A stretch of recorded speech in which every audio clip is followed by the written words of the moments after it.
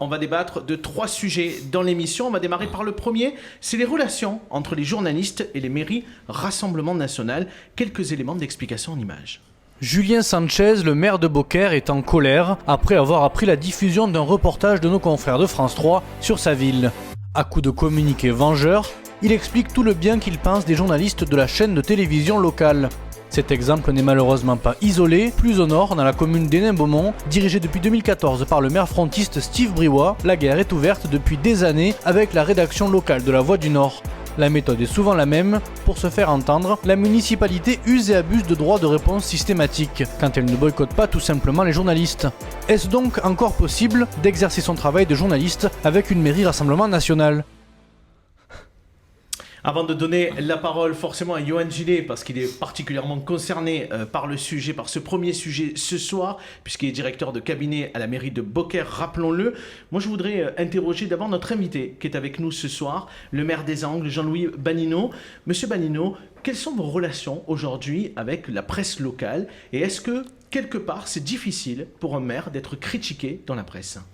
J'ai des relations excellentes avec tous les correspondants de presse de tous les titres sur la commune des Angles et je n'éprouve aucune difficulté à les rencontrer, à leur téléphoner, à parler avec eux.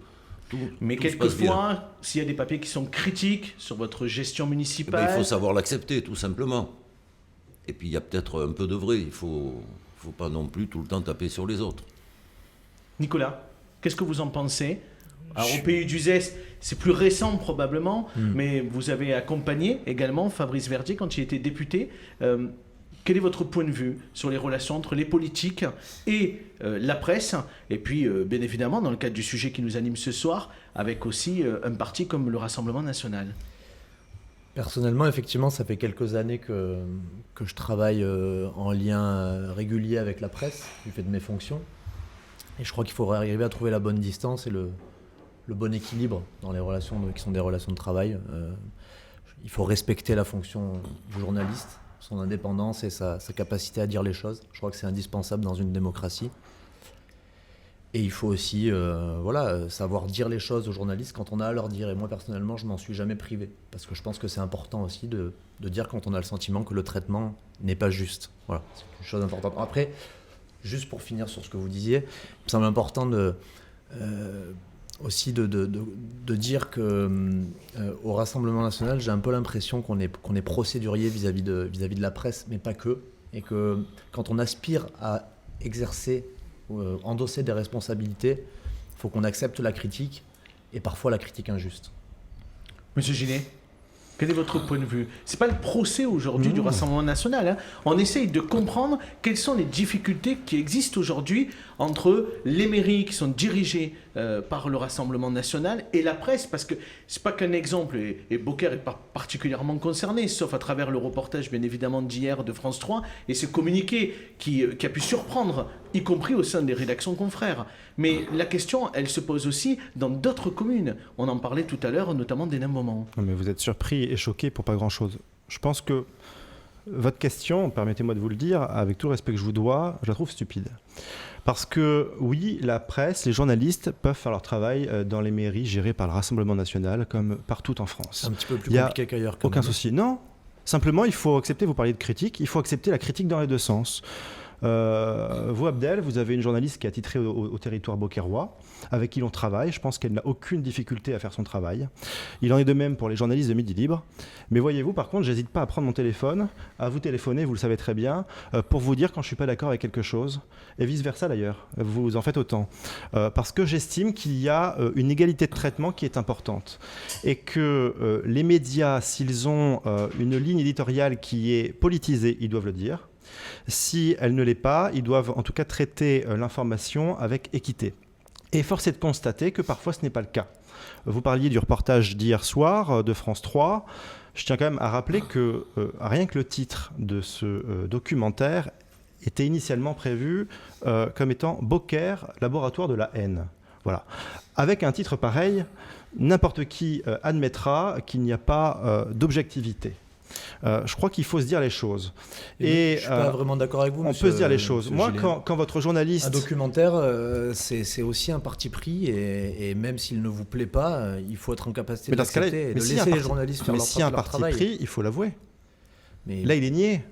Donc il faut l'avouer. Moi, je suis désolé, mais... Je ne vois pas à quel moment il a été nié. Objectif Gare, la réalisatrice l'a dit, le journaliste l'a dit. Objectif Gare, vous savez bien, on a des relations depuis quelques années.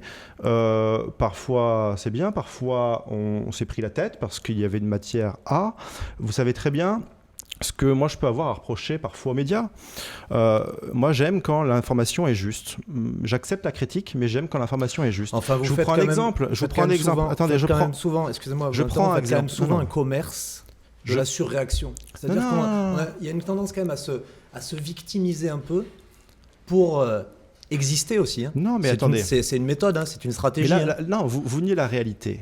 La réalité aujourd'hui, on la constate simplement. La réalité aujourd'hui, c'est que les Français ont beaucoup à reprocher à la presse. S'ils ont à reprocher, c'est bien qu'il se passe quelque chose. Et moi, je vais vous prendre des exemples précis. Quand je suis moi-même élu à la région, à la ville de Nîmes, quand j'interviens en conseil municipal à Nîmes sur un sujet important, que la presse écrit des articles et se fait le relais à la fois de la majorité municipale, de l'opposition de gauche, mais systématiquement oublie de citer les positions des élus du Rassemblement national, dans le seul but de nous nuire, pour nous faire passer pour inexistants, il y a un parti pris. Moi, ce que je trouve étonnant dans votre propos, c'est qu'à vous entendre, en fait, vous n'existez pas, on ne vous voit nulle part, alors que c'est tout le contraire. Non, je fais la différence. Ça que je ne comprends pas. Attendez. C'est-à-dire que je fais la différence. Je fais la différence. Le Rassemblement national n'est pas traité dans les médias. Les propos des élus locaux ne sont pas repris, alors qu'on ne voit souvent que vous, et sur des positions qui sont pas dans la presse locale, pas dans la presse locale, assez insupportables la plupart du temps. Je suis plutôt d'accord avec vous. Nous sommes traités de manière meilleure depuis quelques années dans la presse nationale, qui a compris aussi qu'il y avait une nécessité, qu'il y a une certaine déontologie quand on est journaliste. En revanche, pour les médias locaux, je ne suis pas d'accord. J'estime qu'il y a encore une inégalité qui est très claire.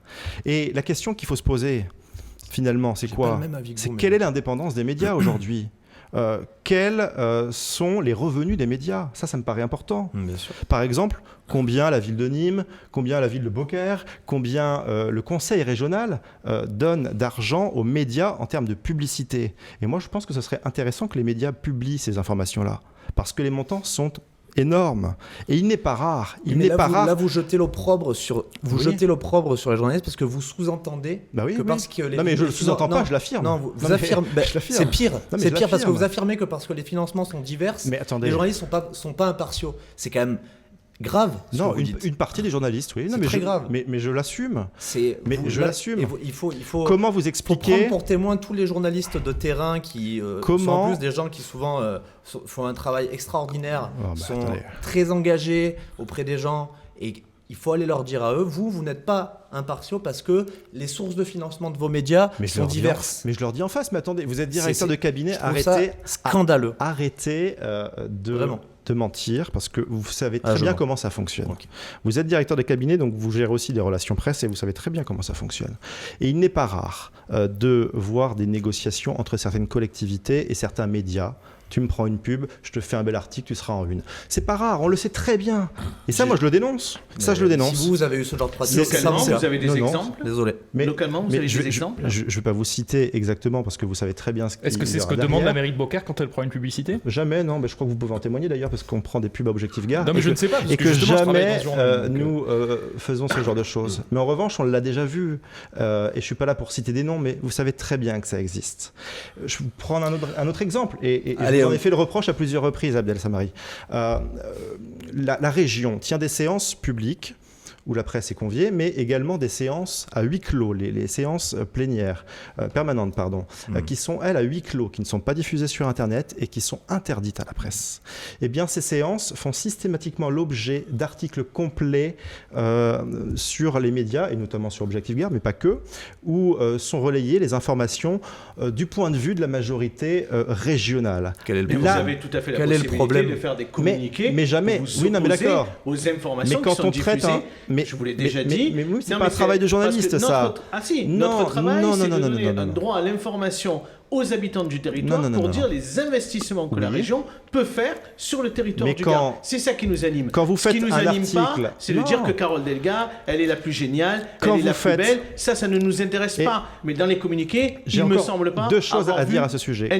Quand vous faites un article sur un sujet, il est intéressant d'avoir le point de vue des oppositions. Je ne parle pas que du Rassemblement national. Ensuite, je vais vous prendre un autre exemple pour vous montrer que la presse n'est pas toujours libre. Je pense quand même que le Rassemblement national, je peux parler de ma paroisse, sur Objectif Gard. Un dernier exemple. On ne vit pas dans un monde idéal, vous avez raison. Un dernier exemple où je vais citer des noms.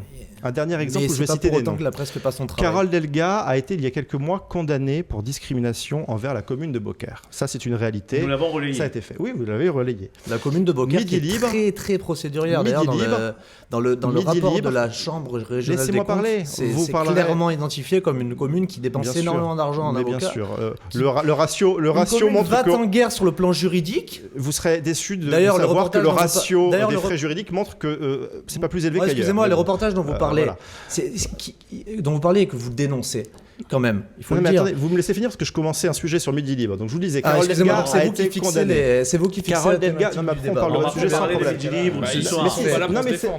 Mais c'est un sujet important parce que quand Carole Delga a été condamnée, un journaliste de Midi Libre a fait son travail, a fait un article pour annoncer la condamnation de Carole Delga, qui était un sujet important puisque c'était quand même une première en France d'ailleurs, et c'est toujours une première en France.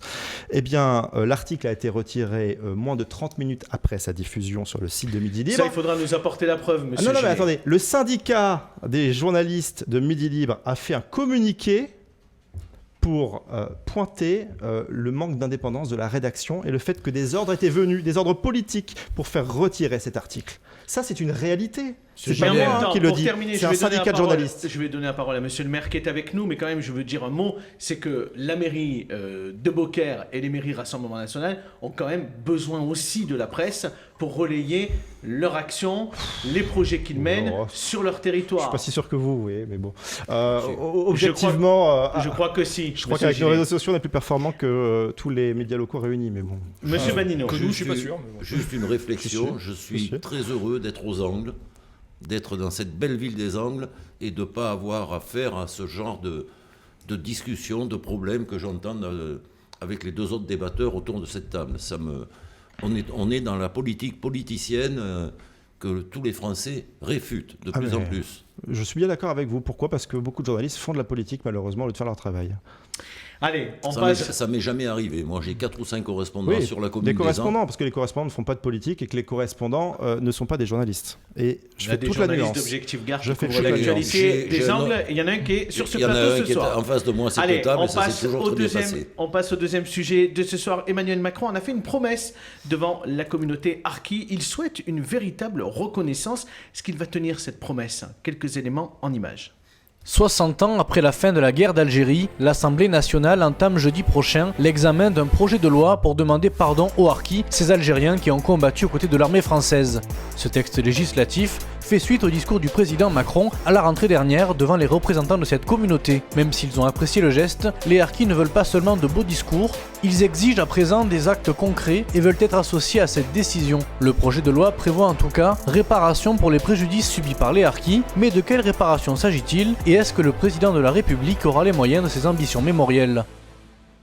Sur la vérité historique, on parle de 200 000 hommes qui se sont engagés aux côtés de l'armée française et qui ont été laissés pour compte au moment de la fin du conflit. Et donc, pour certains d'entre eux, livrés à la population locale qui les a en partie massacrés, pour une autre partie émigrés chez nous et très mal accueillis. Voilà. Donc ça, c'est la vérité historique. Aller au-delà de ça et dire qu'aujourd'hui, nous devons payer une dette, moi, j'ai un petit problème avec ça. Parce que, personnellement, je ne me sens pas responsable des décisions des dirigeants des années 50 et 60. Vraiment pas. Et c'est ma génération qui va devoir prendre à sa charge cette compensation. Ça me pose un problème intellectuellement. Après, je comprends l'idée. À partir du moment où on reconnaît que la France a une responsabilité, on peut potentiellement exiger des compensations, mais attention à la dérive. Attention à la dérive et à la surenchère victimaire et mémorielle. Yohann Gillet, quel est votre point de vue pour les harkis ? Je sais que la mairie de Beaucaire, notamment, a fait pas mal d'actions pour les harkis. Moi, je m'inquiète surtout de la sincérité de cette annonce qui survient à quelques mois de l'élection présidentielle. Je pense qu'il faut prendre les choses sereinement, mais voilà, je me demande quelle est derrière l'idée d'Emmanuel Macron d'annoncer quelque chose qui ne pourra d'ailleurs pas tenir avant l'élection présidentielle, certainement. Donc, il laisse sous-entendre qu'il faut le réélire pour tenir promesse. Moi, ça me pose souci. J'aurais Ce projet aimé... de loi, il va quand même être débattu à partir de jeudi à l'Assemblée nationale. J'aurais aimé qu'on prenne le temps d'en parler et d'en débattre. On sait que les projets de loi prennent du temps à être débattus si on le fait sérieusement à l'Assemblée nationale et au Sénat. Et malheureusement, j'ai l'impression qu'il va vouloir essayer d'aller vite, que du coup le débat réel n'aura pas lieu et qu'on ne pourra pas se poser toutes les questions. Dans l'absolu, vous êtes favorable à des réparations, y compris financières?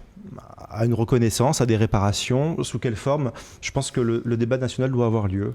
Je pense qu'il faut en parler pour prendre la décision, mais je pense effectivement qu'il y a besoin en tout cas d'une vraie reconnaissance, qui ne soit pas que des mots, mais je pense qu'il faut prendre le temps de réfléchir, de faire les choses sereinement et pas dans la précipitation électorale. Est-ce qu'on n'a pas déjà un peu trop attendu, trop réfléchi, 60 ans après la fin de la guerre, 45 ans après la fin de ces fameux camps dont On a trop attendu. on avait aussi un exemple dans le Gard. C'est pas très comme loin des la Ardennes. honte. On a trop attendu, mais on n'a jamais réfléchi.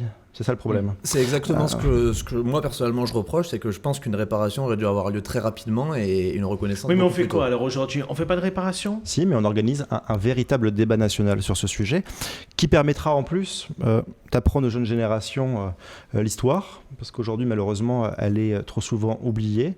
Donc je pense qu'on peut en parler sereinement. Il faut un débat national sur ce sujet. C'est trop important et il ne faut pas recréer des crispations et des tensions sur ce sujet-là. Monsieur le maire des Angles, Jean-Louis Banino, quel est votre point de vue? Je vais en revenir à la question elle-même, non pas sur le problème des harkis, qui est important, où vous êtes exprimé, je suis assez d'accord avec vous. Notre président de la République, actuellement, a son chéquier dans la poche, distribue à tout va, fait des promesses à tout va, et on sait bien pourquoi. Il n'est pas le premier. Concernant les harkis, je pense qu'il y a pas mal de présidents de la République avant lui qui ont fait des promesses. Ça a démarré à Jacques Chirac d'ailleurs. Ah oui, et qui ne les ont pas tenues. Donc, je me méfie beaucoup actuellement de toutes les paroles de notre président de la République. J'y crois pas beaucoup. Les Mais harkis, vous, effectivement, personnellement, est-ce que vous êtes favorable à ce qu'il puisse y avoir réparation? Oui, je pense que ces gens-là méritent réparation, certainement. Comme me disait monsieur, ça mérite débat, certainement. Et on ne va pas faire ça en 15 jours, hein, sachant que vous avez parlé des lois qui sont longues à discuter. Il y a après les décrets d'application qui sont encore beaucoup plus longs. beaucoup plus long, oui. Mais les effets d'annonce de notre président de la République actuellement polluent tous les débats. Mais tout le monde s'est exprimé sur le sujet. Je vous propose de passer au troisième sujet, un sujet plus léger, quoique depuis des mois maintenant, l'enseigne Bon Marché Action cartonne dans nos villes et villages. Pour bien comprendre, ces quelques explications en images. Mi-novembre, un magasin Action ouvrira sur la commune des Angles. L'enseigne de hard discount hollandaise, déjà présente à Nîmes, Alès, Beaucaire et Vauvert, s'implante un peu partout dans le Gard. À mi-chemin entre le supermarché et le magasin de déstockage, Action révolutionne la consommation avec des produits aux tarifs fracassés sur des grandes marques notamment. Pour y parvenir, elle importe quasiment tout de Chine et fait appel à des ressources humaines à bas salaire capables d'une polyvalence extrême. Ce modèle de magasin, aux antipodes des commerces de proximité, envahit aujourd'hui les villes mais aussi les villages sans aucune opposition, un autre marqueur de la mondialisation et du consumérisme outrancier. On va démarrer avec Monsieur le maire sur le sujet parce qu'il est particulièrement concerné, Tout à puisque fait. dans quelques jours, un magasin Action va débarquer sur la commune des Angles. Vous avez eu votre mot à dire? Pas votre mot à dire? Je ne le sais toujours pas officiellement. Je n'ai pas rencontré les promoteurs de ce projet. Ils ne sont pas venus à la mairie. Bon, ils ont déposé leur permis de construire, ça bien sûr. Mais je ne les ai pas rencontrés personnellement. Vous êtes favorable à l'installation Non, pas de du ce tout. type de magasin dans Pas votre du commune? tout. Et quand Et j'entends vous dire... n'avez aucun moyen d'action? C'est le cas de le dire. À partir du... Oui, bravo, monsieur Allard. À partir du moment où ils respectent toutes les règles d'urbanisme, qu'est-ce que vous voulez que je dise? C'est eux qui vont me mettre en prêt au tribunal administratif et je perdrai. Mais je suis contre tous ces magasins, comme il a été bien dit dans votre reportage, qui exploitent les employés, qui font venir de la marchandise de pays lointains, asiatiques, pour la plupart, et qui font un mal fou au commerce de proximité dans nos petites villes et dans nos villages. On pourrait vous objecter qu'ils vont créer de l'emploi aussi sur votre commune. Oui, j'en ai vu des trucs comme ça. J'en ai vu un aussi à bas prix. Je ne sais pas si je peux dire le nom, mais qui s'était... On a dit Action, on peut dire d'autres choses. Oui, hein. ouais, Netto, qui s'était monté il y a quelques années. C'est à peu près le même style. Hein. sans venir me voir non plus, rien du tout. Et 6 mois après, bien sûr, ils ont embauché, ils étaient contents, ils faisaient de la pub. Et 6 mois après, ils ont fermé leurs portes parce que... Bon, à mon avis, ne ce ne sera marchait pas le cas d'un magasin comme Action, parce qu'il semblerait effectivement que dans toutes les villes, dans tous les villages où ils s'installent, ils font un carton. Ça veut dire aussi qu'ils ont une clientèle pour ça. Oui, les Angles, c'est assez particulier. C'est déjà très maillé par les commerces. Vous avez le centre Leclerc qui phagocyte tout, qui est installé depuis maintenant 30 ans et qui est capable de faire des prix bas sur un certain temps pour couler un concurrent. Vous avez d'autres petites et moyennes surfaces et un commerce de proximité et un marché qui fonctionne à merveille. Donc ça sera peut-être un peu compliqué pour Action et je ne leur ferai pas de la publicité. C'est dit, Nicolas, Oui. votre point de vue sur ces magasins Action à bas prix. Rappelons-le encore une fois, c'est des magasins qui ont une clientèle très importante et ils ne s'installent pas comme ça dans les villes et villages pour rien. Effectivement, je crois qu'entendre le point de vue du maire, qui a quand même une vision précise de sa commune, de ses besoins, de la réalité locale, c'est assez convaincant. Après, très sincèrement, j'avais le même avis au départ, c'est-à-dire que clairement, ce type de magasin, ça favorise pas le consommé local, ça favorise pas le respect des salariés, puisque en fait, on achète à bas coût parce que c'est produit ailleurs à très bas coût, peut-être. avec des conditions salariales qui sont peut-être compliquées. On peut transposer ça à l'alimentation.